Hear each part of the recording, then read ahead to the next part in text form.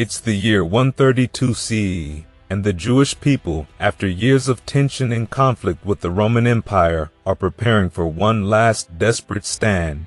This revolt, led by a man named Simon Bar-Kochba, was different from anything that came before. It was the third and final war between the Jews and the Romans, but this time, the Jews were united under one leader. Bar-Kochba wasn't just seen as a military leader. Some people believed he was the long-awaited Messiah who would lead them to ultimate victory over their oppressors. At first, things were looking good. Bar-Kochba and his forces achieved surprising success, even possibly wiping out an entire Roman legion, a major victory against the world's most powerful empire. There are even signs that the rebels briefly regained control of Jerusalem and held large parts of Judea. But the Romans didn't back down. Instead, they regrouped, switched to a brutal scorched earth strategy, and relentlessly crushed the rebellion. The aftermath was devastating. The Jewish population was decimated, with many killed, enslaved, or forced into exile. After this, the hope for Jewish independence was completely shattered, and it would take nearly 2,000 years until the founding of Israel in 1948 before the Jewish people had their own state again. Now, the tricky part about telling this story is that the sources we have are pretty limited. Unlike the first Jewish revolt, which was chronicled by Josephus, we don't have a detailed account of the Bar-Kochba revolt. The main non-Jewish sources are fragments from the Roman historian Cassius Dio and a few lines from early Christian writers like Eusebius.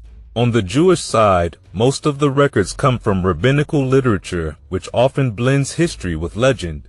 While not always reliable, they give us a sense of how the Jewish people experienced the revolt and its devastating aftermath. There have also been some incredible archaeological discoveries, like the Cave of Letters found in the Judean desert in the 1960s. This cave held letters written by Bar-Kochba himself, giving us a rare glimpse into his leadership style. It turns out he was a tough and demanding leader, focused on military organization and religious duties, but not necessarily more brutal than other leaders of the time. Simon Bar-Kochba remains a bit of an enigma.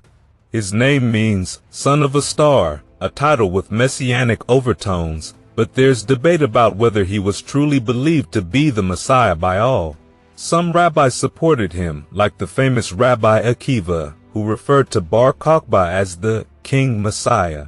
Others, however, doubted him, even going so far as to label him a false messiah after the revolt failed. In some Jewish stories, he's depicted as a hero. In others, he's portrayed as someone who brought disaster on his people through his actions. Eusebius, writing from a Christian perspective, had nothing good to say about him.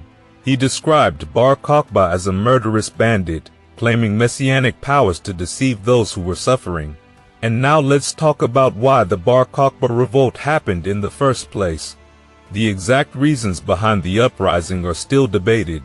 Some sources, like the Roman historian Cassius Dio, suggest that the revolt was sparked by Emperor Hadrian's decision to turn Jerusalem into a pagan city and build a temple dedicated to the Roman god Jupiter on the site of the destroyed Second Temple. You can imagine how that would have outraged the Jewish population. Other accounts, like those from Eusebius, aren't as clear.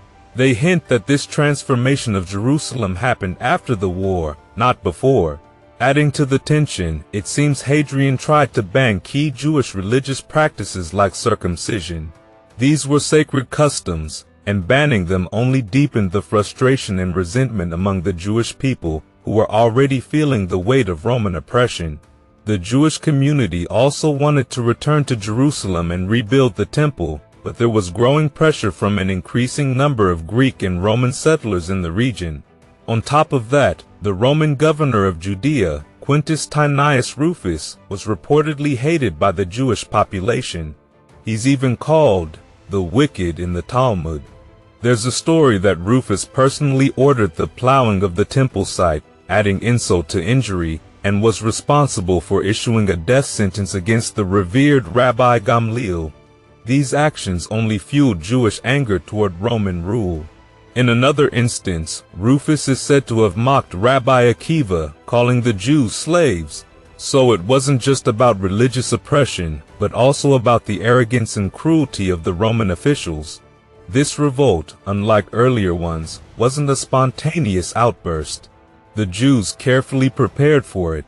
They stockpiled weapons, built an elaborate network of tunnels to use for guerrilla warfare, and, perhaps most importantly, unified under one leader, Bar-Kochba. They waited for the perfect moment, and when Hadrian was away, completing his tour of the eastern provinces, they rose up, catching the Romans off guard. Now, when the uprising began, it was fierce. According to Dio, the Jews initially relied on guerrilla tactics, using those underground tunnels they had built to ambush Roman forces. But soon, the revolt escalated, spreading across the land to the point where, as Dio puts it, the whole earth seemed to be in turmoil. The rebels managed to control large swaths of territory, though whether they actually recaptured Jerusalem remains uncertain. A coin from that time mentions the freedom of Jerusalem, but it could have been symbolic rather than literal. The Roman response was massive. Hadrian sent one of his best generals, Julius Severus, all the way from Britain to handle the situation. That shows just how serious the revolt had become. Severus didn't confront the rebels head-on though. Instead, he used a methodical and brutal strategy, dismantling the rebel strongholds one by one. The Roman forces destroyed villages, slaughtered civilians, and devastated Judean society. Dio claims that 50 key fortresses and nearly 1,000 villages were wiped out. He also gives a staggering death toll, 580,000 Jews killed in combat, with countless more dying from famine, disease, and the general horrors of war. It wasn't just military defeats that hurt the Jews. The entire province of Judea was left in ruins. Jerome, an early Christian writer, described how Jerusalem was completely destroyed and how Jews were massacred and expelled from the region. The brutality didn't stop there. Jewish sources tell even more horrific stories, like Roman soldiers smashing babies against rocks or creating walls out of corpses, although some of these tales may be exaggerated. The revolt's final stand took place at the fortress of Beitar, near Jerusalem. Bar-Kochba and his remaining forces made their last stand there, but after a long siege, they were starved out and defeated. Eusebius describes the siege as a madness that ended with Bar-Kochba paying the ultimate price. Jewish sources, meanwhile, recount stories of incredible violence when Beitar fell, with entire families being slaughtered, their blood running into the sea. The destruction of Beitar became one of the darkest moments in Jewish history, linked with other major disasters like the destruction of the first and second temples. As for Bar-Kochba, the details of his death are unclear, but he likely died either during the final battle at Beitar or shortly before. His defeat marked the end of the revolt and had severe consequences for the Jewish people. After the war, things didn't get any better for the Jews. Hadrian wanted to erase Judea's Jewish identity completely. He renamed the province Palestina and turned Jerusalem into a pagan city called Aelia Capitolina. Jews were banned from even entering the city, and Jewish religious practices were outlawed for a time.